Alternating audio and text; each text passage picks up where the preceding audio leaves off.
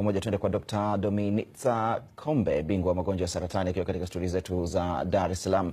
Dr. Kombe anashughulikia masuala ya kuelimisha jamii na kupima saratani katika jamii. Asante sana Dr. Kombe kuweza kuungana nasi.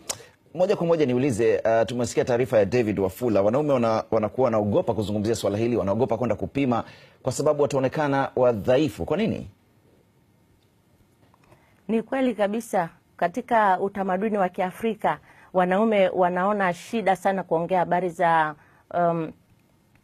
saratani ya tezi dume kwa mfano, kwa sababu kwanza ni sehemu za siri ambazo zinawafanya waone aibu. Aibu inatoka wapi Dr. Kombe? Ni kwa sababu ya jinsi ni utamaduni tu. Ni jinsi vipimo vya tezi dume vinavyofanywa ndio wanaogopa kwamba vinafanywa kwa sababu vinagusa maeneo nyeti. Hiyo ni mojawapo. Hiyo ni mojawapo, lakini hata hivyo vipimo vingine vya damu sio tatizo. Lakini pale ambapo huyu mtu anagundua kwamba ana tatizo la saratani ya tezi dume, ni kwamba kwa kweli wanaona aibu sana kuendelea na tiba. Kwa nini? Na sababu aibu ni nini? Kwa sababu ni hatari, sio? Sio hatari pase, ila kwamba anapopata tiba zozote zile, hata tuseme zile sindano na vidonge ama operation, ni kwamba anakuwa impotent, anakuwa hana nguvu za kuendelea tena na kufanya mapenzi, kufanya ngono. Kwa hiyo kidogo inamfanya mwanaume anasema afadhali nife kama mwanaume kuliko nikae nipoteze wanaume wangu. Kwa hiyo hicho kitu kwa hiyo akitibiwa nguvu nguvu zake nguvu za kiume zinarejea au ndo zinaondoka kabisa? Au zinapotea kabisa. Au zinaondoka kabisa. Na hakuna kwa hiyo akipata hakuna jinsi, yani ni kwamba akipata upasuaji ni kwamba ile ni surgical castration. Akipata dawa za sindano na vidonge nayo ni medical castration. Kwa hiyo kote inakata. Anakosa nguvu, anashindwa. Unakuta unajua tena utamaduni wa Kiafrika, ana mwanamke labda mdogo. Lakini anaona hapana.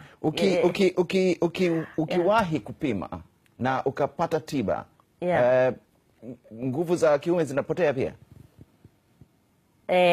Hapana, inategemea sasa ni tiba ipi.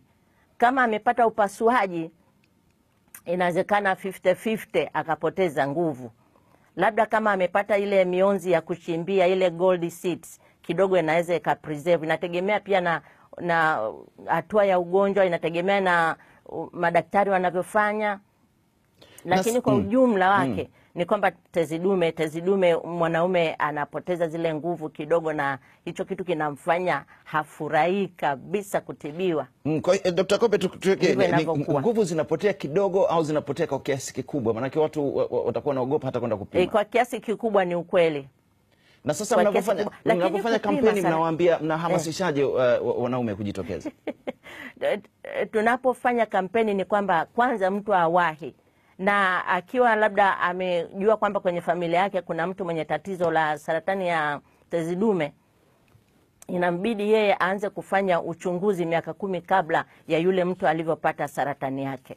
Na akigundulika mapema, ndio hivyo nasema atapata tiba ambayo inaweza preserve ile function, kwa hiyo akawa vizuri. Lakini mara nyingi sana Watanzania, wazee wetu hawa wanakuja wakati imeshakuwa na dalili za magonjwa, hatua zilizoendelea.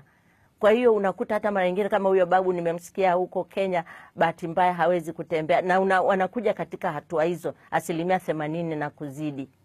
Kwa hiyo inakuwa shida sana kumpa tiba ambayo itamsaidia for sure. Nashukuru sana Dr. Dominitza Kombe, bingwa wa magonjwa ya saratani, ukiwa katika studio zetu za Mikocheni hapa Dar es Salaam. Asante sana. Hii ni idhaa ya Kiswahili ya BBC London.